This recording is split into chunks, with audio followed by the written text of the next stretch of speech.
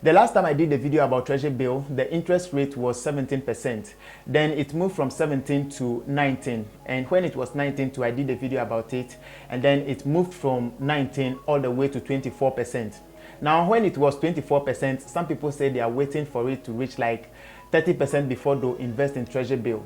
As at the time I'm talking to you, it fell all the way from 24 to 19% again. That's why I'm doing this video, to give you the update, because since I did it at 24% and more people bought it, the same time as it came down, I have to do it so that you know how to go about it. So I'll not only give you the reasons why it fell, I will also give you some tips as a beginner, especially those of you who don't know much about Treasury bill. You understand some of the things in this particular video.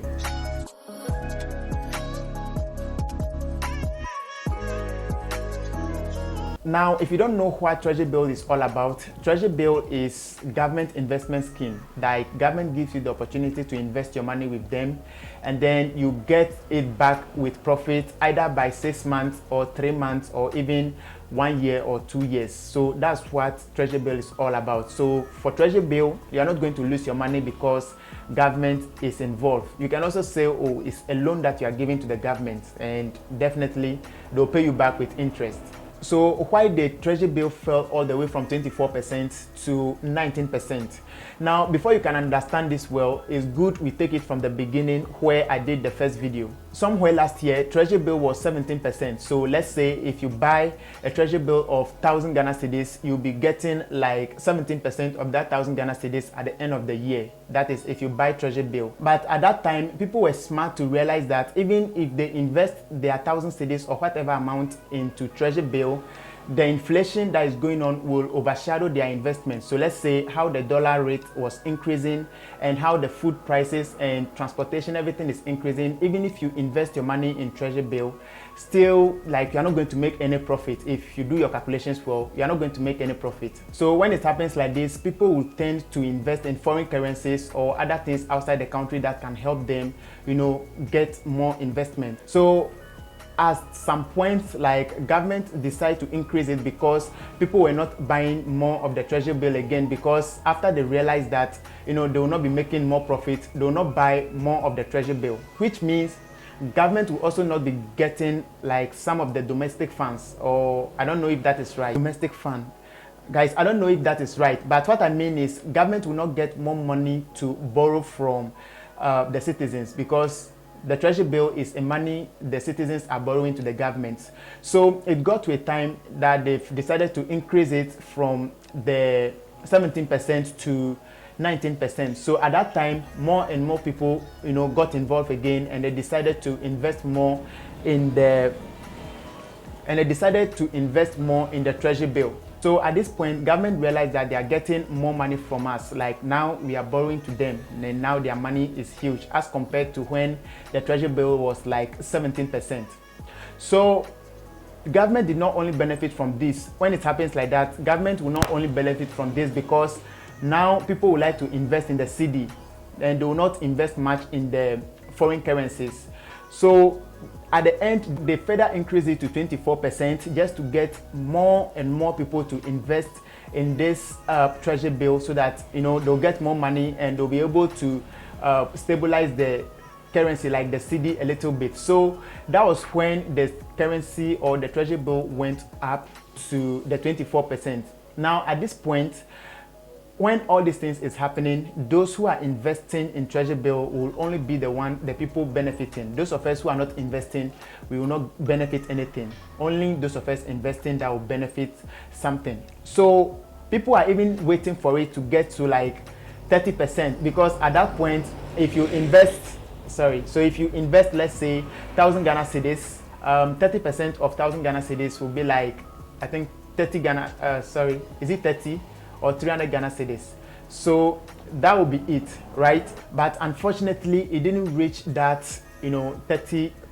So why is it that they brought it back to 19%? Now, if you read the article, government wants to cut down its cost, like the cost on the Treasury bill. And what it means is that anytime we borrow money to the government, they don't just bring back the money, they bring it back with interest, meaning they use the money for something and then they are bringing it back with interest, or whatever they use the money for, whether they use it wisely or they didn't use it wisely, we will just wait for our interest. So they've realized that no, the way they increase the interest rates is giving them pressure.